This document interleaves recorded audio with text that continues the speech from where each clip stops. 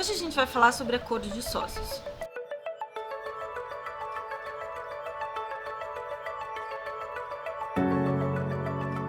Curiosamente, esse é um tema quase não estudado nas universidades de direito, mas é o principal documento de governança corporativa. Por que ele é pouco estudado? Na verdade, porque existe um artigo na Lei das Sociedades Anônimas que trata sobre isso. Todo o resto depende de uma construção efetiva no acordo. E aí é importante dizer, a gente costuma achar que o contrato social resolve os temas de acordo. E na verdade ele não tem que resolver. A gente já viu em outro vídeo quais são os elementos essenciais do contrato social. E aqui a gente precisa entender qual que é a função interna desse acordo. A gente vai entender que ele não vai a registro, por exemplo, que ele protege os minoritários, mas especialmente é importante saber que é no momento de elaboração do acordo que efetivamente as regras de relacionamento entre os sócios são realizadas e discutidas intensamente, sem se preocupar com os efeitos para terceiros, mas imediatamente se preocupando nos efeitos internos da sociedade. Aliás, esse é um ponto bem interessante, né? A gente colocar bem cada documento em seu local. O contrato social ele é muito mais aquele cadastro que revela as informações da sociedade que gerem efeitos frente a terceiros, e o acordo de sócios é basicamente o documento em que os sócios vão dividir os direitos e obrigações que eles regularam entre si. E daí você pensa, puxa, mas você não podia colocar tudo isso no contrato social? Todos esses direitos e obrigações também num documento só? E a resposta é não. Por quê? Porque o contrato social, em primeiro lugar, pode ser alterado pela maioria dos sócios. Basta o voto da maioria que você consegue alterar aquela regra do contrato social. E nesta situação, o minoritário poderia ficar muito desprotegido. Exatamente. Porque ele poderia entrar na sociedade com a perspectiva de que tem um determinado direito, e esse direito é alterado numa alteração de contrato social. No fundo, o contrato social é bem um cadastro mesmo, e o acordo de sócios é que é o contrato de verdade. E como um contrato de verdade, o acordo de sócio só pode ser alterado com a manifestação de vontade de todo mundo que participou dele, de todos os signatários. Por isso ele é um documento muito mais estável do ponto de vista da proteção dos direitos dos minoritários do que o contrato social. Não é à toa que só existe um artigo para regular isso, porque na verdade, e a gente tem o hábito, especialmente a partir da nossa tradição no direito brasileiro, de achar que tudo tem que estar regulado em lei. E nesse caso, o ideal é que não esteja, porque é um documento livre, que não é obrigatório e não vai a registro. E é isso que permite que os sócios possam, entre si, entrar num acordo sobre como devem tocar aquela sociedade sem que tenha um terceiro influenciando. Tanto é assim que não existem modelos prévios de acordo. O segredo aqui é não seguir modelos, é estabelecer um diálogo livre, claro, num documento objetivo e que principalmente todo mundo entenda do seu conteúdo. É muito comum a gente ver acordos de sócios complexos, com redações recheadas de juridiquês, mas que neste caso não servem ao propósito. É fundamental que todas as cláusulas sejam simples, diretas e com um conteúdo preciso, que todos os sócios tenham compreensão. A gente tem que fugir deste padrão, sabe, de ter um acordo de sócio escrito em juridiquês, em que, pensando provavelmente que o juiz é que vai ler o documento, quando na verdade a gente tem que ter um documento bem gerencial, com um conteúdo muito claro e um conteúdo eficiente. Eficiente para quê? E aí a gente tem que parar e refletir sobre um ponto. Existem dois tipos básicos de acordo de sócios, tá? Você tem um acordo que forma o bloco de controle da sociedade, quando você não tem um controlador definido, mais de um sócio pode se reunir e gerar esse bloco de controle, e basicamente esse acordo tem um conteúdo muito simples, ele basicamente vai dizer da forma como esses sócios votarão de maneira unificada em assembleias sociais, e a gente tem um acordo mais comum, que é aquele acordo feito entre todos os sócios, com o propósito básico de definir exatamente o que um sócio espera do outro, quais são os direitos e obrigações entre eles, e para evitar que esses sócios briguem. E aí é que tem um ponto prático que é muito importante, é entender assim, puxa, por que sócios brigam, né? A gente imagina que sócio briga porque um sócio roubou do outro. Na verdade não é assim. Na prática, sócio briga basicamente porque não teve acesso à informação, ou porque não se sentiu envolvido na gestão da empresa, não se sentiu envolvido nos procedimentos deliberativos. E aí é que vem um primeiro conteúdo dos acordos de sócios, que é como vamos deliberar. estabelecer regras básicas de direito de participação. Quais são os órgãos de governança? Teremos um conselho consultivo?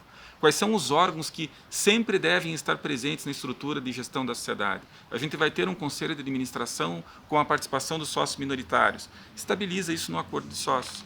E nesse ponto existe uma questão que é muito curiosa e que pode ser prevista no acordo de sócios, que é a obrigação de voto. Quando a gente pensa nas deliberações sociais, a gente pensa, poxa, tudo bem, regulei como elas devem acontecer, mas como é que eu sei que efetivamente o outro sócio vai votar da maneira como eu entendo ou como concordamos no acordo de sócios? E aí é possível estabelecer uma obrigação de voto, que se não for cumprida, pode ser exercida pelo outro sócio. Um exemplo prático disso que a Natália comentou é a necessidade de estabilizar um projeto de reorganização societária. Vamos imaginar o seguinte, os sócios entendem que é necessário fazer toda uma reorganização para dividir atividades, separar patrimônio, fazer cisão, fazer, enfim, uma reorganização societária ampla. E vamos imaginar que dali a um ano e meio, seja prevista uma cisão. Se eu não tenho um acordo de sócios, já prevendo essas etapas, e no qual os sócios assumam a obrigação de votar favoravelmente a essa operação, pode acontecer de serem percorridas várias etapas dessa organização societária e lá na hora da cisão, um determinado sócio, por uma razão qualquer, não aprovar. E sem o voto desse sócio, a gente não consiga fazer com que essa reorganização societária se complete. Por isso que o acordo de sócios acaba sendo importante também nesse aspecto. Tem muitas outras matérias em que o acordo de sócios é fundamental como instrumento de governança corporativa.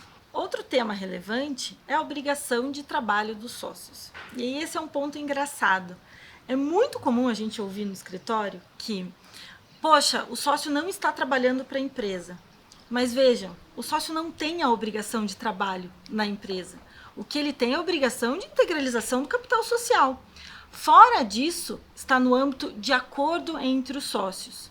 E no contrato social isso não é regulado. No contrato social a gente não coloca que fulano de tal tem a obrigação de cumprir um expediente na sociedade. Mas no acordo de sócios nós conseguimos incluir questões como essa. Qual é a obrigação de cada sócio com a sociedade? Qual é a área que ele vai cuidar? É da área financeira? É da parte operacional?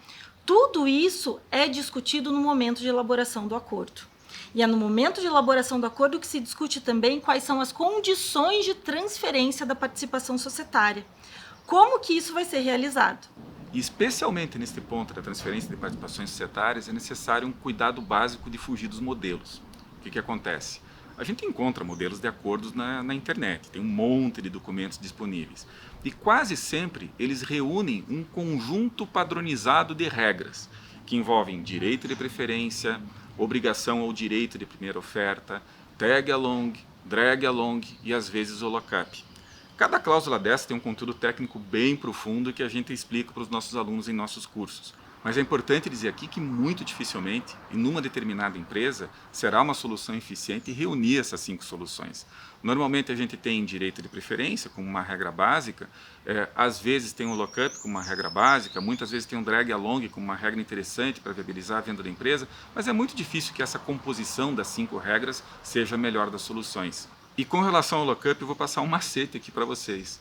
Normalmente, nesses modelos, se prevê o lockup para venda de participações societárias. E se esquece de estender o lockup para a hipótese de dissolução parcial.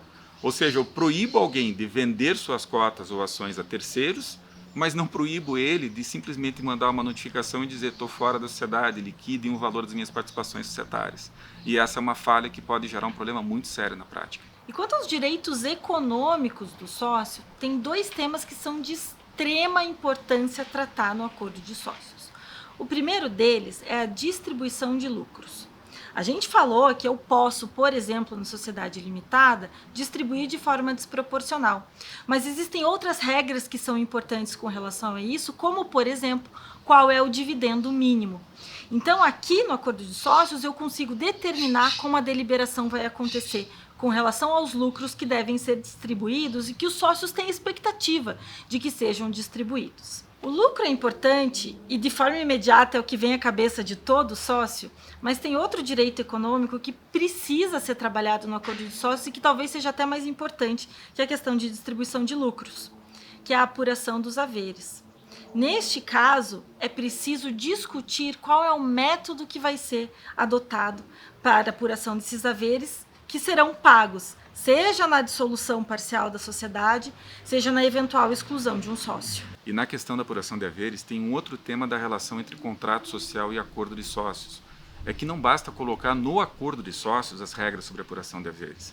A lei e a jurisprudência dizem que eu tenho que ter no contrato social disposições especiais sobre a apuração de haveres.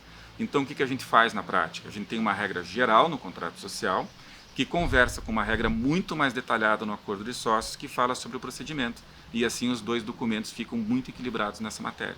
Se os sócios conseguissem construir um acordo em que esses temas fossem tratados de forma integral, de forma completa, de forma equilibrada, a gente já teria um grande salto de governança corporativa. Mas há a oportunidade de regular muitos outros temas no acordo, que acaba sendo um documento bem mais completo.